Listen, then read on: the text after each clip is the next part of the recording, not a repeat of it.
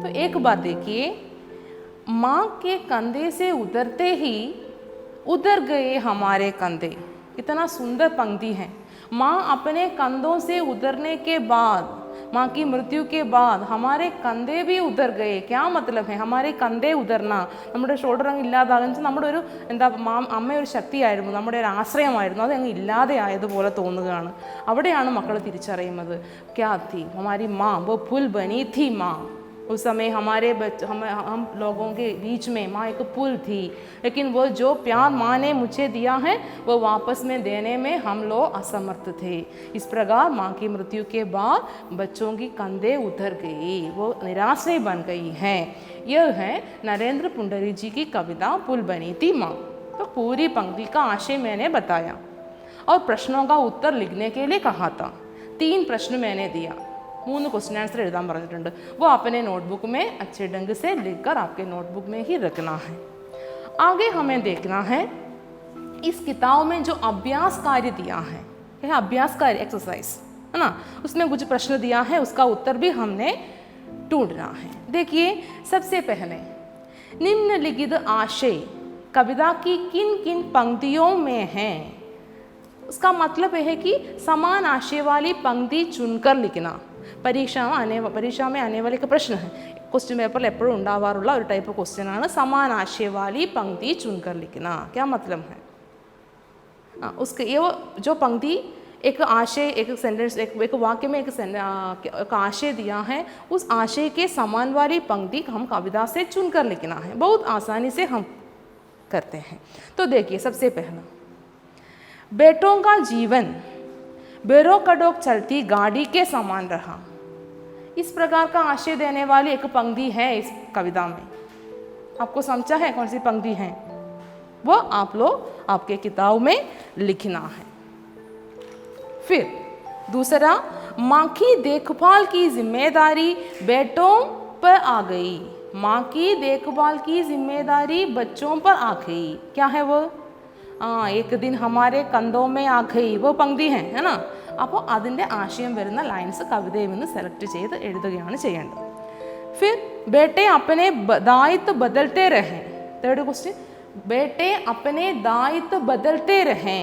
अपने दायित्व, अपने उत्तरदायित्व को बदलना कौन सी पंक्ति है? हमारी कविता में है वो पंक्ति। कौन सी पंक्ति है?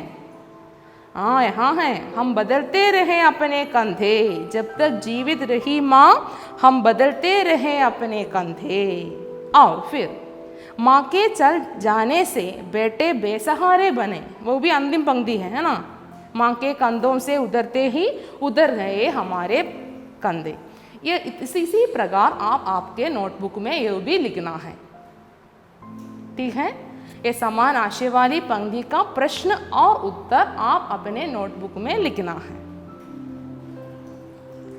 आगे इस कविता का एक टिप्पणी लिखने, एक प्रश्न है आपके किताब में, कविता की टिप्पणी लिखें। हम कैसे टिप्पणी लिखें? टिप्पणी के बारे में आप लोग पढ़ा है, 8वीं कक्षा में आप लोग पढ़ा है कि टिप्पणी, कविता के लिए आस्वादन टिप्पणी कैसे लिखें।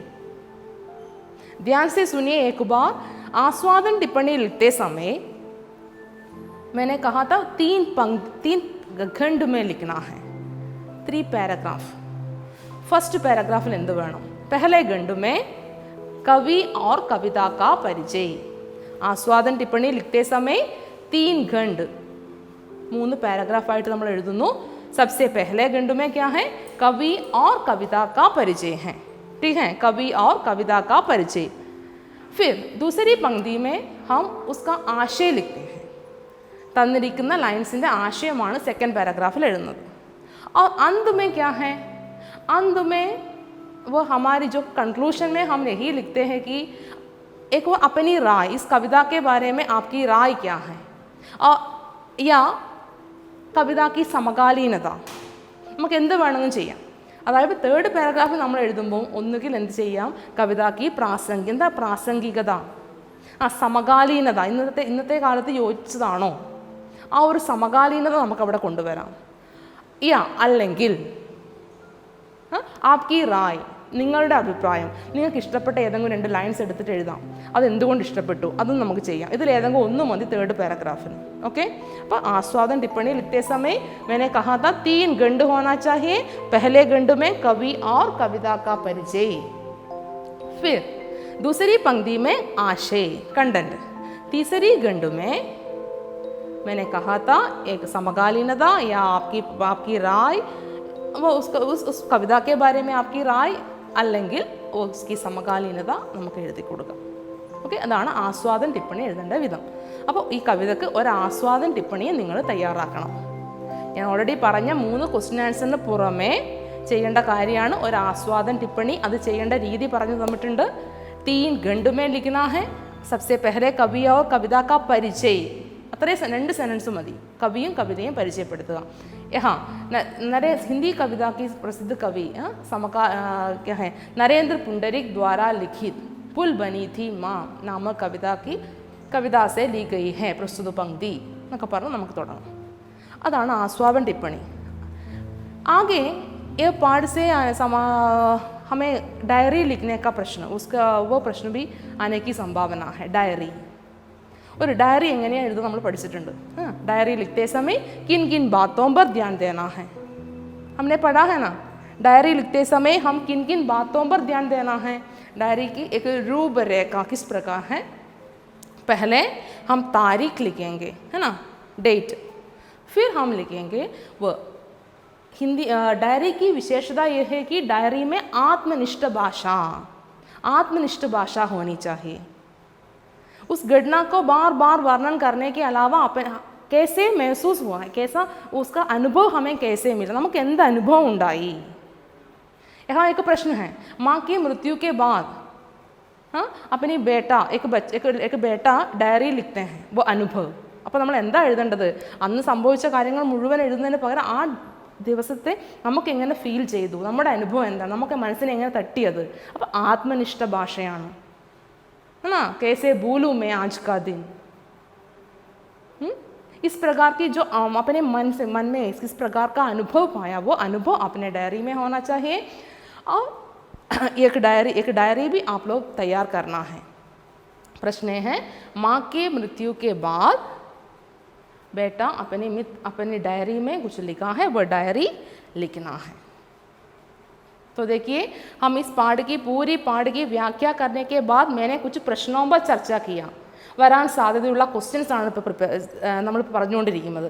അതിലൊന്ന് നമ്മൾ പറഞ്ഞു ആസ്വാദൻ ടിപ്പണിയാണ്. നമുക്ക് എഴുതാൻ എങ്ങനെയാണെന്ന് അറിയാം. അതിന് 3 പാരഗ്രാഫ് വേണമെന്നും അതിലെന്തൊക്കെ വേണമെന്നും നമ്മൾ പറഞ്ഞു.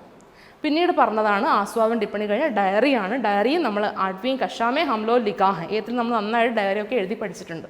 അപ്പോൾ ആ രീതിയിൽ ഒരു ഡയറി അവിടെ അമ്മാക്ക് മൃത്യുക്കെ ബാദ് ഉസ് ബേട്ടയ്ക്ക് ക്യാ അനുഭവം, അമ്മയുടെ മരണശേഷം ആ മകൻ്റെ മനസ്സിലുള്ള അനുഭവങ്ങളും ദുഃഖങ്ങളും ആ ഒരു ചിത്രമാണ് നിങ്ങൾ ഡയറിയിൽ വരേണ്ടത്. അവിടെയാണ് ഞാൻ പറഞ്ഞ ആത്മനിഷ്ഠ ഭാഷ. ठीक है. फिर आगे और एक प्रश्न भी ये पाठ से आने की संभावना है, पत्र, लेटर.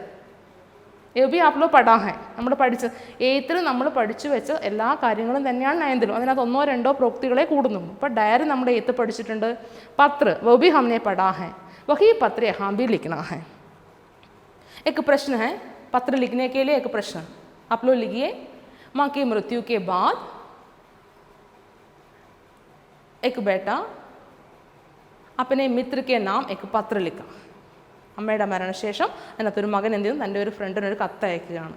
ഈ അനുഭവങ്ങളൊക്കെ വെച്ചുകൊണ്ട് കണ്ടൻറ്റ് സെയിം ആണ്, അതിൻ്റെ മോഡലേ മാറുന്നുള്ളൂ. ഡയറി എങ്ങനെ എഴുതണം, പത്രം എങ്ങനെ എഴുതണം, ലെറ്റർ എങ്ങനെയായിരിക്കണം, അതിൻ്റെ ഫോർമാറ്റിലാണ് മാറ്റം. പക്ഷേ ഡയറി എഴുതുമ്പോൾ ആത്മനിഷ്ഠ ഭാഷയാണ്. നമ്മളെങ്ങനെ ഫീൽ ചെയ്തു എന്ന കാര്യങ്ങൾ വേണം വരാൻ. പത്രമാകുമ്പോൾ അതിന് വേറൊരു രൂപരേഖയാണ്. എന്താ ലെറ്ററിൻ്റെ രൂപരേഖ? റൈറ്റ് സൈഡിൽ സ്ഥാൻ താരീഖ് കൊടുക്കുന്നു, സ്ഥാൻ താരീഖ്. അത് കഴിഞ്ഞ് लेफ्ट സൈഡിലേക്ക് വന്നിട്ട് संबोधन प्रिय मित्र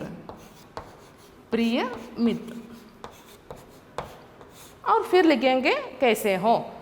पहले खंड में हम सामान्य जानकारी, आप कैसे हैं, आपके माँ बाप कैसे हो, ठीक है, सब कुशल है ना, इस प्रकार की सामान्य बातें हम लिखेंगे. फिर दूसरी खंड में हम क्या है वो उस पत्र में क्या लिखना है, उसका विषय, मुख्य विषय अगला खंड में लिखेंगे. और अंत में उस कंक्लूशन, നമുക്കറിയുന്നതാണ് 3 പേര്. നമ്മൾ 3 പാരഗ്രാഫായിട്ട് എഴുതുന്നതെങ്കിൽ ഫസ്റ്റ് നമ്മൾ എന്ത് കൊടുക്കും? आप कैसे हो, आपकी माम का कैसे है और सब कुशल है ना, इस प्रकार की सामान्य बातें. फिर दूसरी खंड में सेकंड पैराग्राफിലാണ് നമ്മൾ എന്ത് വരുന്നത്? നമ്മുടെ എന്താണോ कंटेंट. हाँ, माँ के मृत्यु के बाद वो अपने एक मित्र को अपने वो दुख सब कुछ वो क्या है अपने दुख के बारे में, अपने मन में जो वेदना है सब कुछ अपने मित्र से बताने वाला एक पत्र है. इसलिए वो दूसरे खंड में लिखना है और अंत में उसका कंक्लूशन. किस प्रकार हम समाप्त करें एक पत्र? तुम्हारी ജവാബി പത്രയ്ക്ക് പ്രതീക്ഷാമേം പറയാം. ജവാബി പത്രം തിരിച്ച് മറുപടി കത്ത് പ്രതീക്ഷിച്ചുകൊണ്ട് നിർത്തുകയാണ്. ജവാബി പത്രയ്ക്ക് പ്രതീക്ഷാമേന്ന് കൊടുക്കുന്നു. നമ്മുടെ ലാസ്റ്റ് എന്താണ്? തുമാരി മിത്ര नाम हस्ताक्षर. बच्चों, हमने यह कविता पूरी तरह से पढ़ चुकी है, तो आपको समझ में आया है ना? तो आगे देखिए, इसमें कवि यही बताते हैं कि वो पुरानी पीढ़ी के जो दायित्वों से विमुख होकर चलते जा रहे वो नई पीढ़ी के व्यवहारों के बारे में वर्णित हैं और इसमें पारिवारिक संबंधों की जो टूटन है उसका दर्द भी देखने को मिलता है. तो आप अच्छे ढंग से पढ़िए और कोई शंका है तो आपके नोटबुक में लिखना है. ठीक है? तो सभी अच्छे ढंग से पढ़ना, उसका आशय समझने की कोशिश करना. धन्यवाद.